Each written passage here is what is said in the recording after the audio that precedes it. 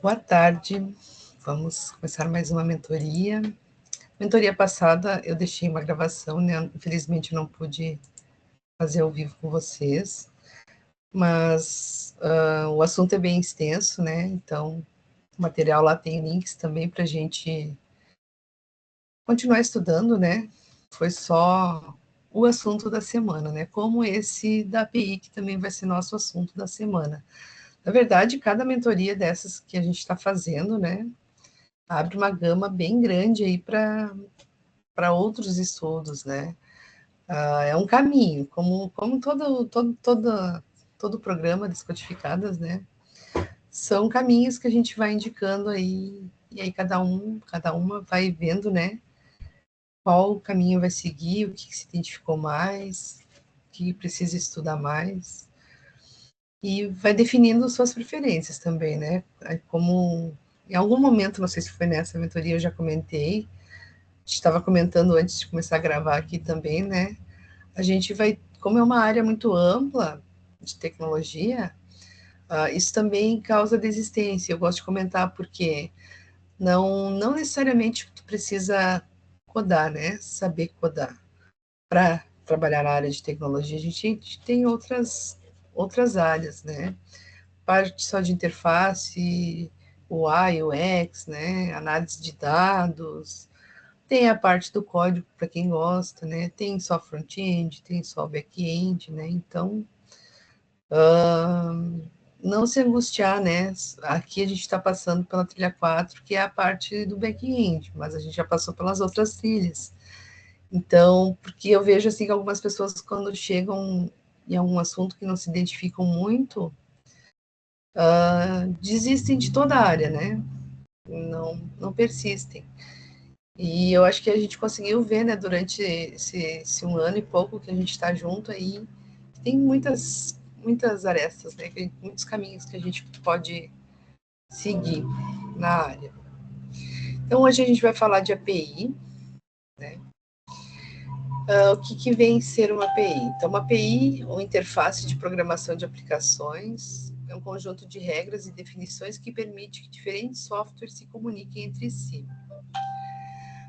Ela define os métodos e formatos de dados que podem ser utilizados para solicitar e transmitir informações entre sistemas computacionais.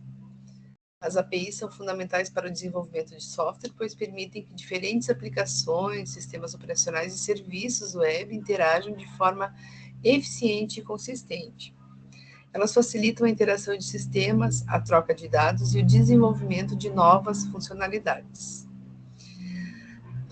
Por exemplo, o sistema de software do Instituto Meteorológico contém dados meteorológicos diários. A aplicação para a previsão do tempo em seu telefone fala com esse sistema por meio de APIs e mostra atualizações meteorológicas diárias no telefone. Então, em que momento vocês estão no projeto de vocês, né? A princípio, vocês fizeram o front, né? Deixaram já a aparência, ou não, né? De repente, alguém pode ter começado pelo back-end e depois criar o front, né? Mas olhando para o nosso programa, como ele vem sendo, né? Até então vocês já têm um front criado, com tudo prontinho ali, qual botão vai chamar o quê, aonde eu vou mostrar determinado conteúdo, a responsividade, né? Com as media queries lá e tal, tudo bonitinho. Qual é o próximo passo agora? Vocês definirem. Aliás, vocês já definiram, né, o assunto. Quando vocês criaram a interface, vocês também já definiram o assunto do site de vocês. Agora, vocês vão definir como esse front que vocês criaram, né, vai se comunicar com uma base de dados, né, que pode ser um banco de dados local, né, ou uma base de dados que esteja em algum lugar hospedado, né, na web. E aí, para essa parte de vocês que já está pronta, o front, se comunicar com essa base de dados que vocês já escolheram, vocês precisam desenvolver a comunicação, né? Como aqueles botões lá que vocês colocaram no front vai chamar alguns dados que estão na base de dados de vocês, né? Como é que vai ser feita essa comunicação entre o front e o back-end lá, né? Que é um banco de dados. Agora, eu gosto muito dessa imagem, né? E desse exemplo do restaurante, que mostra, que exemplifica bem, né? A ideia do que vem ser a API. Então, nós somos os clientes, né, os fregueses. O garçom vai ser a API, né, que vai fazer a nossa comunicação com a cozinha, né, para passar lá para o banco de dados, né, quais são as comidas que eu estou pedindo aqui para ele. Então, quem vai levar e buscar as informações é o garçom, que nessa foto aqui é a API. E as APIs que estão disponíveis aí, elas têm a documentação, né? No caso aqui dos clientes, a documentação vai ser o menu, né? Porque eles vão escolher, né? O que eles vão escolher o que vão comer, no caso aqui do restaurante, né? Mas vão escolher quais comidas, né? O garçom vai trazer para eles, quais comidas eles vão encomendar para trazer. Não sei se eu consegui me fazer entender. Então, a funcionalidade da API basicamente é isso, tá? Se alguém quiser contribuir aí, já trabalhou com a API. Mas a imagem do garçom acho que fica clara, né? Que a gente tem a parte da frente, a parte de trás, só que a gente precisa fazer essa comunicação. Tu ia falar, Elô? Não? Tá. Deu uma piscadinha aqui. Tô aqui ouvindo. Tá bom. Então, o que significa, né, essa API? Então, é a sigla para interface de programação de aplicações, ou em inglês, né, que fica difícil de falar, ali a gente pula essa parte. Apesar do inglês ser fundamental, né, na nossa área, a gente lê mentalmente aquela parte ali. No contexto das APIs, o termo aplicação se refere a qualquer software com uma função específica. A interface pode ser entendida como um contrato de serviço entre duas aplicações, definindo como elas se comunicam através de solicitações e respostas. E a documentação das APIs fornece informações detalhadas sobre como os desenvolvedores devem estruturar essas interações. Depois eu vou mostrar para vocês dois exemplos simples ali de APIs públicas e como eles fornecem, né, essas informações para a gente. Como as APIs funcionam, né? Funcionam como pontes de comunicação entre diferentes sistemas, permitindo que aplicativos e serviços se comuniquem de forma eficiente e padronizada. Elas geralmente consistem em um conjunto de definições, protocolos e ferramentas que especificam como os dados podem ser solicitados e transmitidos entre sistemas. Quando um aplicativo utiliza uma API, ele envia uma solicitação para o sistema que hospeda a API, indicando qual operação deseja realizar ou que tipo de dados deseja acessar, né? Isso serve também para o banco de dados. A API processa essa solicitação, executa as operações necessárias dos sistemas internos e retorna uma resposta ao aplicativo solicitante. Essas solicitações aqui vão ser funções, né? Na verdade, eu vou criar várias funções que vão fazer vão executar nessas solicitações. Essa resposta geralmente contém os dados solicitados ou informações sobre o sucesso ou falha da operação. As APIs podem ser usadas para uma variedade de finalidades, incluindo integração de sistemas, acesso a serviços web, automação de processos e desenvolvimento de aplicativos. Elas são amplamente utilizadas na indústria de software para facilitar a interoperabilidade entre diferentes sistemas e serviços. Né? Tem muita coisa pronta, não tem por que se perder um baita tempo fazendo tudo de novo. Até porque esses dados, né, esses serviços estão disponibilizados muitas vezes de forma gratuita, né? A estrutura de uma API é comumente descrita em relação aos papéis de cliente e servidor. O cliente é a aplicação que faz a solicitação, enquanto o servidor é a aplicação que envia a resposta. Por exemplo, em um cenário de previsão do tempo, o servidor seria o banco de dados meteorológico do Instituto, enquanto o cliente seria o aplicativo móvel que solicita essas informações. Depois a gente vai ver o try, o get, o fetch também, né, que a gente usa para fazer essas solicitações. Então, existem 4 maneiras diferentes pelas quais as APIs podem funcionar, dependendo de quando e por que elas foram criadas. As APIs SOAP, são chamadas de SOAP, que é Simple Object Access Protocol. São um tipo de API baseado em padrões XML para comunicação entre sistemas distribuídos. Elas definem uma estrutura rígida para mensagens de comunicação, incluindo um formato específico para requisições e respostas. As APIs SOAP são conhecidas por sua complexidade, por serem mais verbosas em comparação com outros tipos de APIs, como as API RESTs. Elas são amplamente utilizadas em ambientes corporativos e integrações entre sistemas legados. Essas APIs usam o Simple Object, o protocolo de acesso a objetos simples, entre cliente e servidor, né? Cliente e servidor trocam mensagens usando XML. Essa é uma API menos flexível, que era mais popular no passado, mas ela existe ainda, né? Ainda é bastante usada. Depois a gente tem as APIs RPC. Aí, assim, eu estou falando dos exemplos aqui, né, e tal, a gente pensa, dependendo do que a gente for desenvolver, qual delas se enquadraria melhor, né, no assunto que eu estou desenvolvendo. As APIs RPC são um tipo de API que permite que o programa execute uma função ou procedimento em um sistema remoto, como se estivesse chamando uma função localmente. Elas funcionam através de transmissão de uma solicitação para um servidor remoto, que executa a função solicitada e retorna o resultado para o cliente. As APIs RPC são frequentemente utilizadas em sistemas distribuídos e em ambientes onde a comunicação entre diferentes componentes é necessária. Elas podem ser implementadas em uma variedade de protocolos de rede, como HTTP, TCP/IP e UDP. O cliente conclui uma função ou um procedimento no servidor e o servidor envia a saída de volta ao cliente.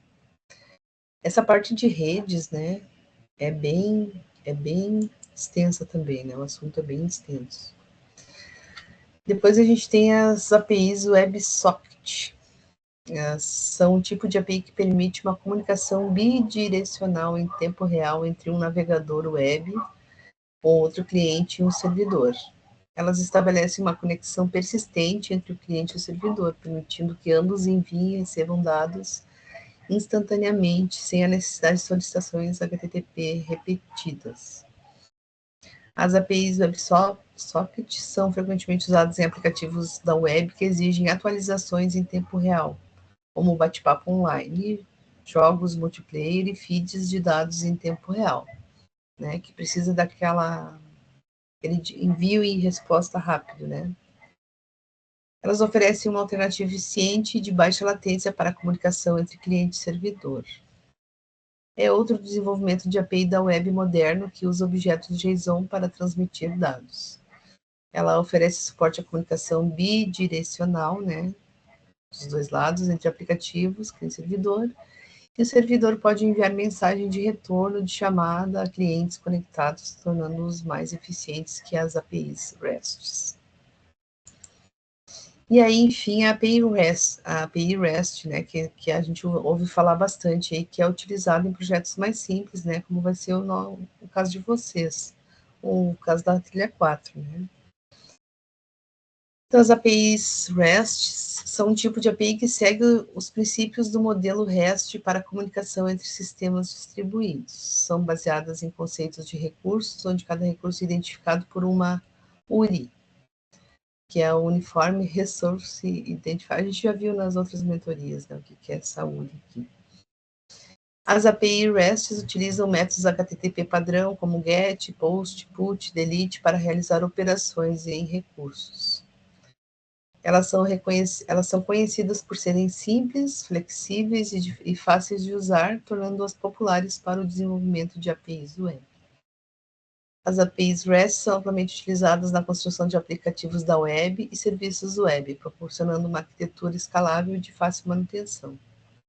Essas são as APIs mais populares e flexíveis encontradas na web atualmente. O cliente envia solicitação ao servidor como dados, e o servidor usa essa entrada do cliente para iniciar funções internas e retorna os dados de saída ao cliente. REST, que significa transferência representacional de estado, é um estilo arquitetural utilizado para projetar sistemas de comunicação na web. Ela define um conjunto de funções como GET, PUT, DELETE, que os clientes podem utilizar para acessar e manipular os dados no servidor. A comunicação entre clientes e servidor é realizada por meio do protocolo HTTP. Uma característica fundamental delas é a ausência de estado. Não tem um estado início, só iniciou, não terminou, ou já terminou. Né? Ela inicia e termina. Então, por isso que ela é dita que tem, por isso que é a ausência de estado, né? E dizem que ela não tem estado. Isso significa que os servidores não mantêm informações sobre o estado dos clientes entre as solicitações, né? Não ficam dados pendurados. Cada solicitação do cliente é tratada de forma independente, sem depender de solicitações anteriores. Então, também uma solicitação não fica bloqueando a outra, né? Não fica impedindo a outra. As solicitações são semelhantes a URLs digitadas no navegador para acessar um site, e as respostas do servidor consistem em dados simples, sem a renderização gráfica típica de uma página da web. Então, aí também vai um estudo bem grande, né, para a API REST, se a gente quiser entender bem, né, como funciona. E a API Web, o que é uma API Web? Né? Uma API Web é uma interface de programação de aplicativos projetadas para permitir que sistemas de software interajam entre si pela internet. Essa aqui praticamente é para todas, né? Ela define métodos padronizados de comunicação e estrutura dos dados para que diferentes aplicativos possam compartilhar informações de forma eficiente e segura. As APIs web são amplamente utilizadas para integrar sistemas, acessar serviços e recursos online, e criar aplicativos da web e móveis que se conectam a diferentes plataformas e serviços online. Elas são essenciais para a construção de ecossistemas digitais e interconexão de sistemas distribuídos na web. Uma API web, também conhecida como API de serviços da web, é uma interface de comunicação entre um servidor da web e um navegador da web. Embora todos os serviços da web sejam APIs, nem todas as APIs são serviços da web. Uma API REST é um tipo específico de API web, que adota o estilo de arquitetura padrão. Né? Então, cada tipo de API vai ter uma especificidade, né? Como eu falei, a gente vai analisar o tipo de projeto que a gente vai desenvolver e ver qual tipo de API vai se encaixar melhor, né, no nosso projeto. O que são integrações de API, né? Aqui são umas pinceladas, né? Quando eu fui montar essa apresentação para vocês, o assunto é bem extenso, né? Então pensei, vou pegar só tópicos de alguns tópicos mais importantes, né, sobre o assunto. Mas se a gente for estudar isso bem a fundo, tem bastante conteúdo, né? Que nem eu falei antes, não caberia dentro de uma mentoria só. As integrações. Então, integrações de API referem-se ao processo de conectar diferentes sistemas de software por meio de interfaces de programação de aplicativos. Isso permite que esses sistemas se comuniquem e compartilhem dados de forma automatizada e eficiente. As integrações de API são amplamente utilizadas para sincronizar informações entre sistemas, automatizar fluxos de trabalho, facilitar o compartilhamento de dados e recursos e criar ecossistemas digitais interconectados. Essas integrações são essenciais para a interoperabilidade entre aplicativos e serviços de um ambiente digital. Não sei se vocês já ouviram falar no N8N, quem está fazendo a trilha de IA, talvez a Monique tenha falado dele.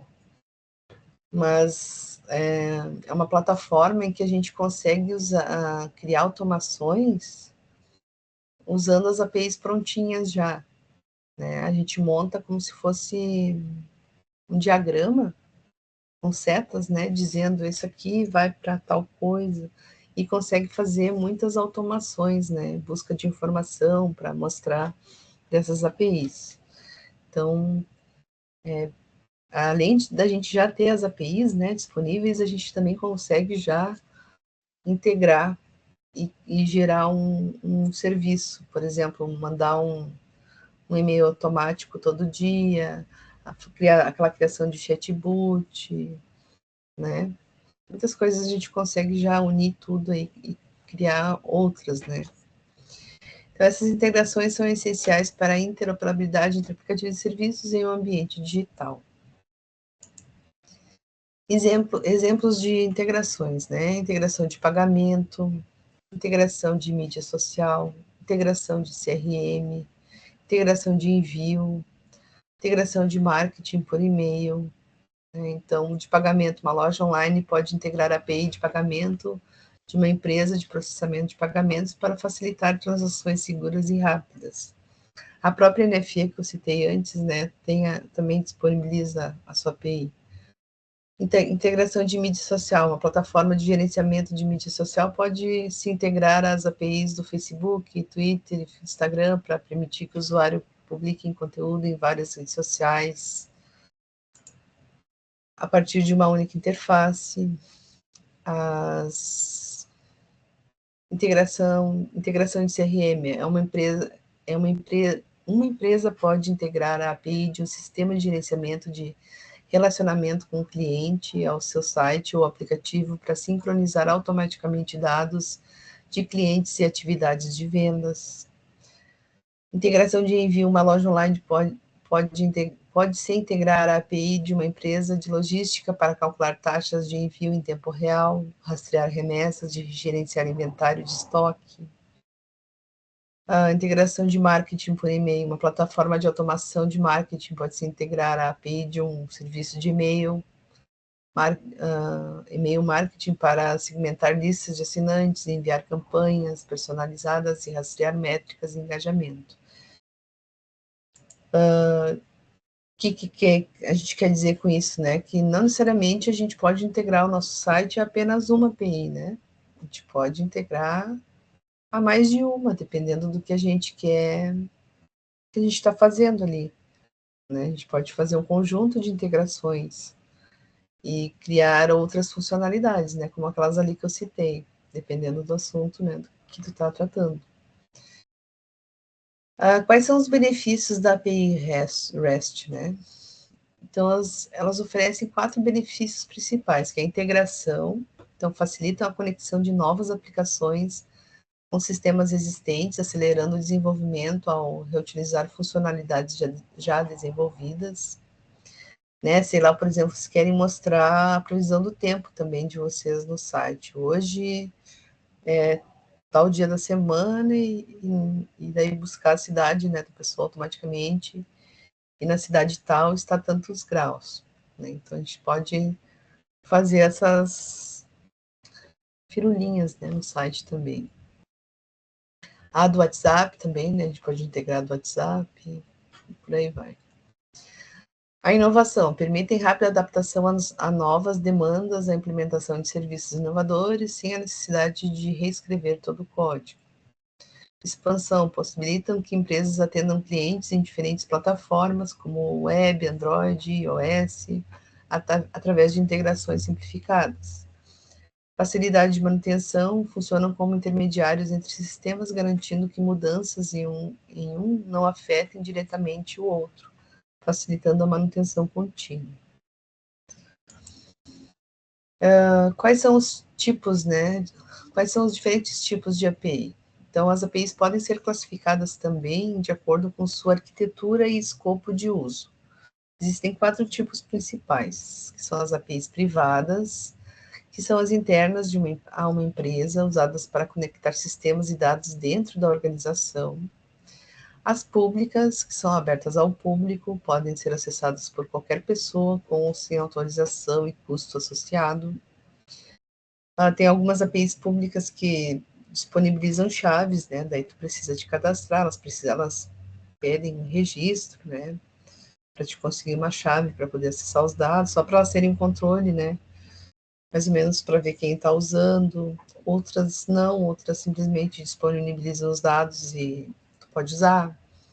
Outras tu precisa pagar uma taxinha, né, para ter acesso, e por aí vai. APIs de parceiros, acessíveis apenas por desenvolvedores externos autorizados, facilitam parcerias entre empresas. E APIs compostas, combinam duas ou mais APIs distintas para atender a requisitos ou comportamentos complexos do sistema, né? Então, se a gente começar a pensar em fazer mais de uma coisa, né, a gente também consegue fazer com APIs compostas. E aí, essas APIs, elas nos disponibilizam um endpoint, os endpoints, né? Então, o que é um endpoint de API? A gente vai falar mais de endpoint na próxima mentoria, né? Mas aqui a gente já começa a falar um pouquinho. Então, o endpoint de API é um ponto de extremidade específico em uma interface de programação de aplicativo, que representa uma única função ou recurso de um serviço web. Em termos simples, é uma URL que os clientes podem acessar para interagir com a API e realizar determinadas operações. Depois eu vou mostrar para vocês, tá? Que eu deixei aberto ali para já mostrar para vocês. Cada endpoint da API geralmente corresponde a uma operação específica, como recuperar dados, enviar dados, atualizar um recurso ou excluir um recurso.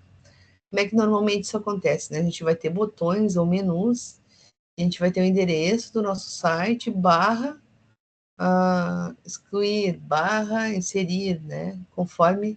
Então, aquele barra alguma coisa, aquele alguma coisa ali é o endpoint, né? A funcionalidade que a gente vai acessar.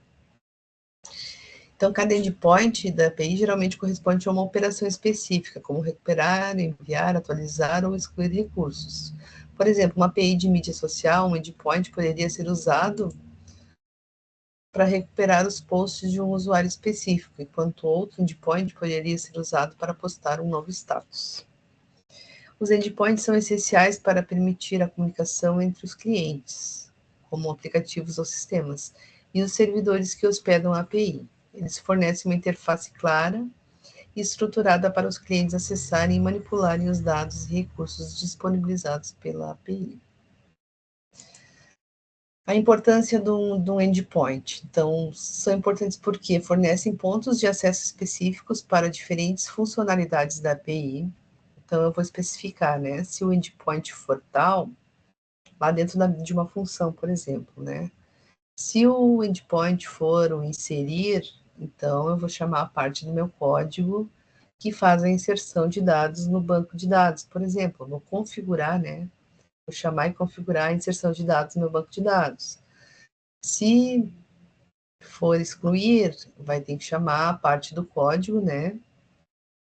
Tudo vira, como eu falei para vocês, tudo vira funções, né? Vai chamar a função que faz a exclusão de determinados dados, né? Com alguma coisa especificando o que eu quero excluir. E assim por diante. Abstraem a complexidade dos sistemas subjacentes, estabelecem um padrão de comunicação consistente, facilitam a escalabilidade e manutenção da API, né? Como vai estar tudo separado por endpoint, e de repente só um não está me retornando o que eu quero, eu posso só especificadamente naquele endpoint, né? E mudar a lógica, ver o que está acontecendo ali.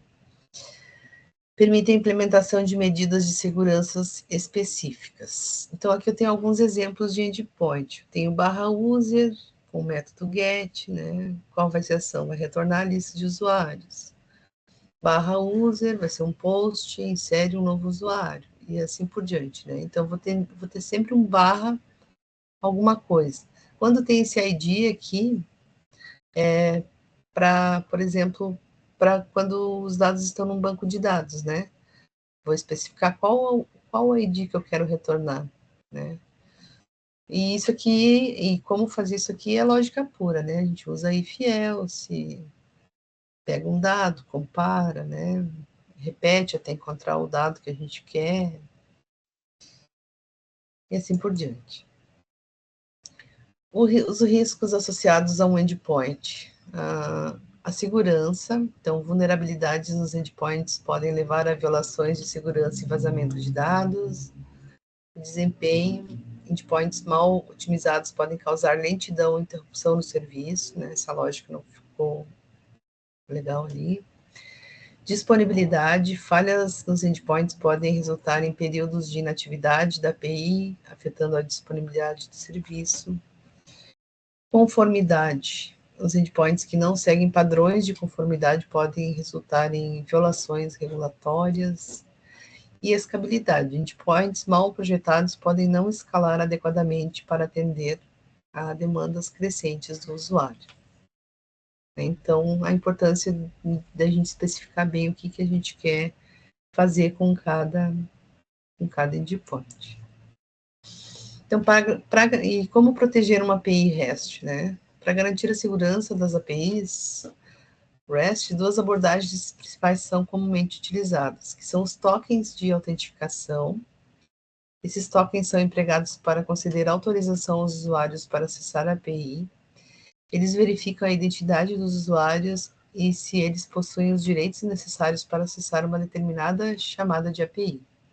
Por exemplo, ao fazer login em um servidor de e-mail, o cliente de e-mail utiliza tokens de autenticação para garantir um acesso seguro.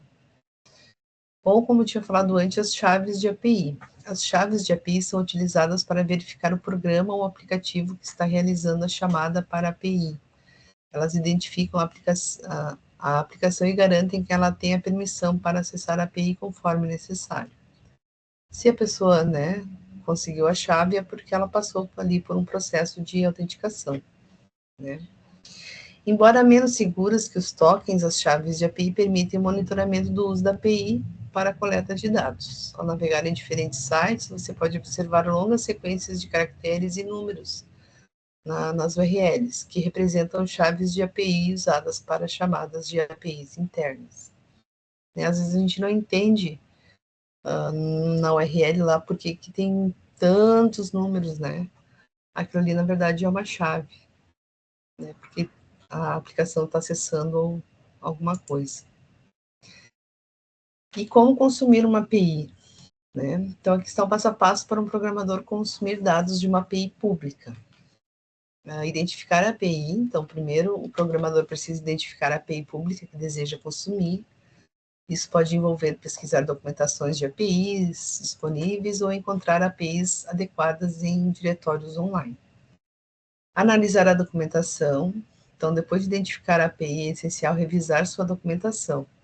A documentação fornecerá informações sobre os endpoints disponíveis, os parâmetros de solicitação necessários, o formato de dados de resposta e qualquer autenticação necessária. Então, eu vou mostrar ali para vocês que a gente tem um monte de API por aí. E todas têm a sua documentação, né? Dizendo tudo que tu vai precisar fazer para usar, se for chave, se for token, né?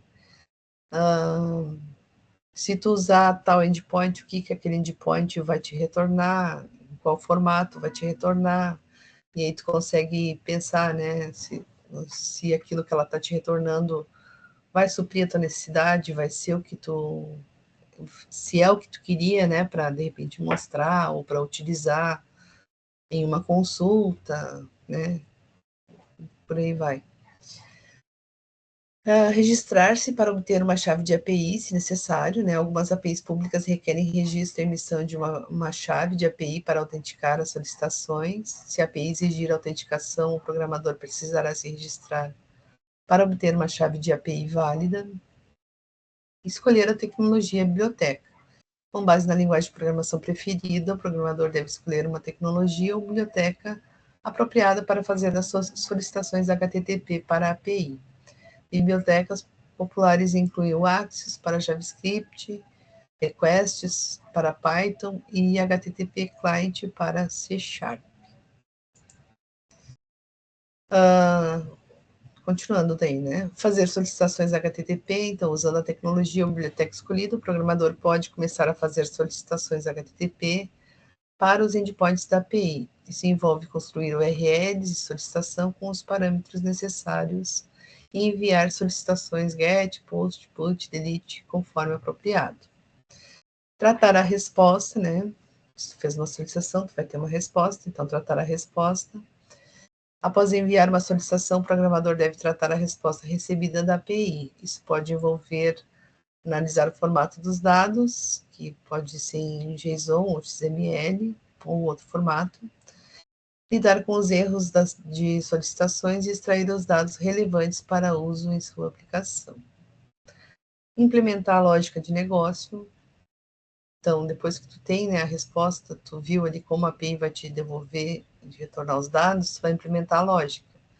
Então, com os dados da API disponível, o programador pode implementar a lógica de negócio necessária em sua aplicação. Isso pode incluir manipulação e processamento de dados, apresentações de informações ao usuário ou qualquer outra funcionalidade desejada. A lidar com a autenticação, se necessário, né? Se a API exigir a autenticação, o programador deve incluir a lógica necessária para incluir a chave de API válida em cada solicitação. Isso pode envolver definir cabeçalhos de solicitação HTTP ou outros métodos de autenticação especificados na documentação da API. Né? Se ela precisar de autenticação, na documentação vai estar descrito o que se precisa fazer, o que se precisa fazer. Testar e depurar, então, após implementar a lógica, né? A vida não deveria ser de programador, deveria ser de testador, né? Porque a gente faz 1001 testes. O programador deve testar e depurar o código para garantir que ele funcione conforme esperado. Isso pode incluir testes de unidade, testes de integração e depuração de quaisquer problemas ou erros encontrados durante o processo de desenvolvimento. E manter e atualizar. Então, por fim, né, o importante é manter-se atualizado com eventuais alterações das APIs e garantir que seu código esteja sempre funcionando corretamente. As APIs públicas, como elas são públicas, elas podem mudar, né? E, de repente, com a mudança, o teu site já não esteja mais retornando o que tu quer, né? Como era antes da atualização, por exemplo. Então, se a gente usar uma API pública, a gente tem que estar sempre observando, né? Se existem mudanças, se existem atualizações, e ver se a comunicação ainda está funcionando como deveria funcionar, né? Mas isso para APIs públicas. Se a gente cria um banco de dados local, por exemplo, a gente só tem que atualizar ele com novas informações, né? Ele não vai ter atualizações externas, só se a gente fizer. Isso pode envolver atualizações regulares para lidar com alterações na estrutura da API ou na forma como os dados são retornados, né? E onde posso encontrar novas APIs? Então, novas APIs web podem ser encontradas em marketplaces de APIs e diretórios de APIs. Os marketplaces de APIs são plataformas abertas das quais qualquer pessoa pode catalogar uma API para venda. Então, se alguém bolar uma API nova aí, né, pode também colocar lá no marketplace. Os diretórios de APIs são repositórios controlados e regulamentados pelo proprietário do diretório. Designers de API experientes podem avaliar e testar uma nova API antes de adicioná-la ao diretório. Alguns sites de API populares incluem o Rapid API, o maior mercado global de APIs com mais de 10 mil APIs públicas e 1 milhão de desenvolvedores ativos no local. O Rapid API permite que usuários testem APIs diretamente na plataforma antes de fazer a compra. O Public API, a plataforma agrupa APIs remotas em 40 categorias de nicho, tornando mais fácil navegar e encontrar a API certa para atender suas necessidades. Então, aí, nessa plataforma, eu tenho nichos, né, de APIs. E a API for that e a API List. Ambos os sites têm listas de mais de 500 APIs web, juntamente com informações detalhadas sobre como utilizá-las. E aí, aqui no final, eu deixei alguns links, né, inclusive daquelas plataformas que eu citei ali. Tá? Eu vou compartilhar a tela aqui para mostrar para vocês uma delas. Ô, gurias, se vocês querem falar alguma coisa, vocês falem, porque senão a Rafaela não cala a boca. Não fala. Eu acho que eu fechei. Mas aqui, ó. Aqui eu tenho uma API do gato, né, que traz dados de muitos gatos. Nesse exemplo, né, sei lá se está fazendo um site para gatinho. Vocês estão vendo minha tela, né? Sim. Sempre tem que perguntar antes. Sim, tá aparecendo. Nesse caso aqui, a gente precisa pegar uma chave, né, para utilizar. E aí ela já diz, né, para a gente o que a gente tem que fazer para usar essa chave, né? A forma que a gente tem que usar, a forma que a gente vai se comunicar. Ela dá a URL, né, para a gente usar, como usar a chave. Então, na documentação da API, todos os dados que a gente vai precisar para usá-la já vai estar ali, tá? E essa outra aqui também do baralho, não sei se vocês já viram por aí, baralho de cartas. Por exemplo, se tu quer fazer um site de jogo, né, para jogar carta. Eu tenho uma API com baralhos de cartas. Então, essa API aqui, ela não me pede chave nenhuma para poder usar, né? Ela me dá já as URLs prontas. Então, se eu quiser embaralhar as cartas, eu vou usar essa aqui. Já me dá o formato de resposta, né? O que ela vai me retornar. Se eu quiser comprar uma carta, ela já me dá pronto aqui também, a URL que eu preciso, me dá dicas, né? Se eu quiser mudar, lógica ali, qual o tipo de resposta que ela vai me trazer. Para reembaralhar, também me dá, né, o caminho para reembaralhar. Se eu quiser um novo baralho, um baralho parcial, né? E assim por diante. Isso aqui é uma pública que já está mostrando tudo que a gente precisaria usar, né, para ela. Lá da apresentação, a Rafaela fechou o link. Aí eu não estou vendo mais agora. Peraí, deixa eu voltar aqui. De qual delas era a API aqui? Deixa eu só ver aqui. Tem umas que eu queria mostrar para vocês. Que é uma daquelas plataformas de APIs públicas. Vamos ver se é essa aqui.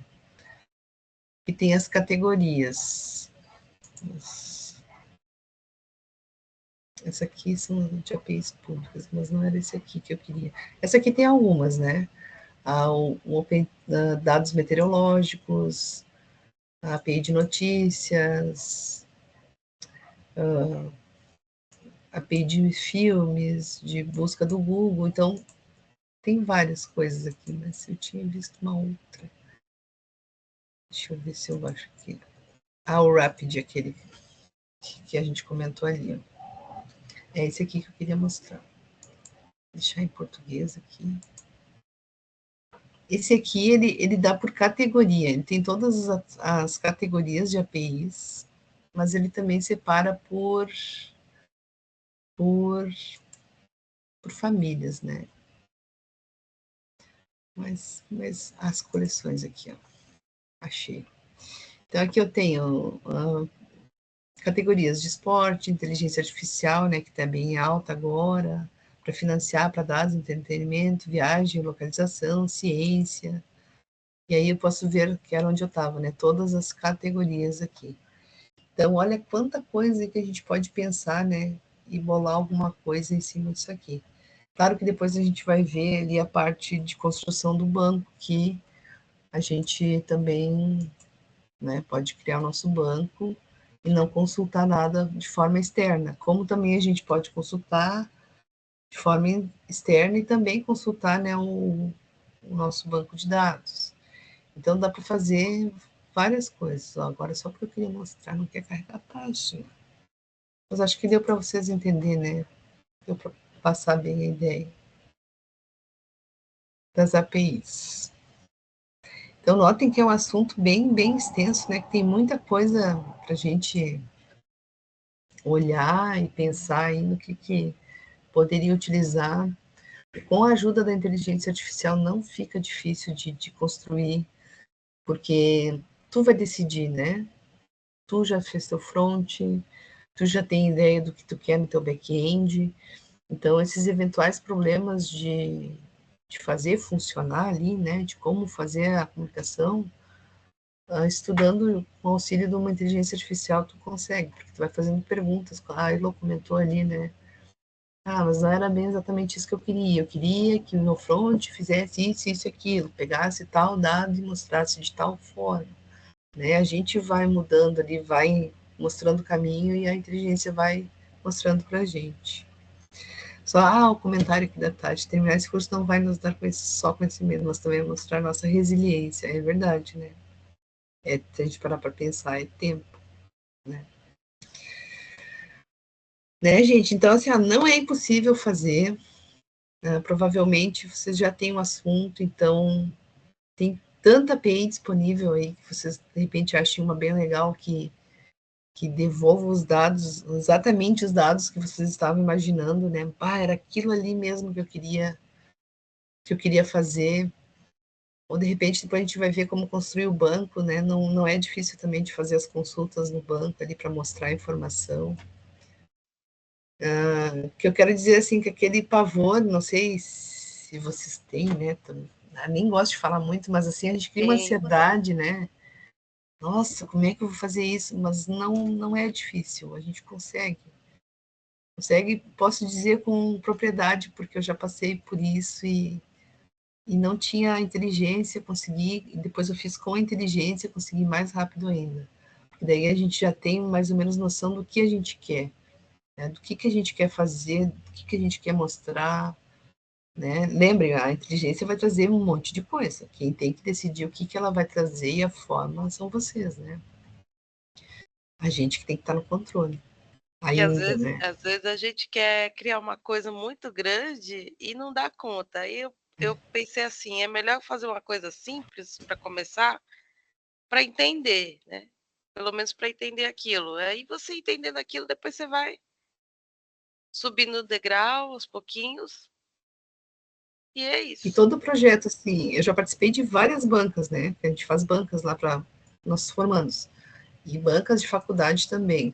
Todo o projeto, mas todinhos, a gente sempre fala assim, e para o futuro espero fazer tal, tal e tal coisa, né? A gente sempre deixa uma porta aberta aí, né? A gente não faz tudo de uma vez, né? O legal é assim, se tu prometeu A, B e C, tu fazer o A, B e C. Mas aí tem a possibilidade do D, do F, né? Deixar em aberto essas possibilidades de crescimento do projeto da gente. Verônica, foi o que eu pensei também, é isso.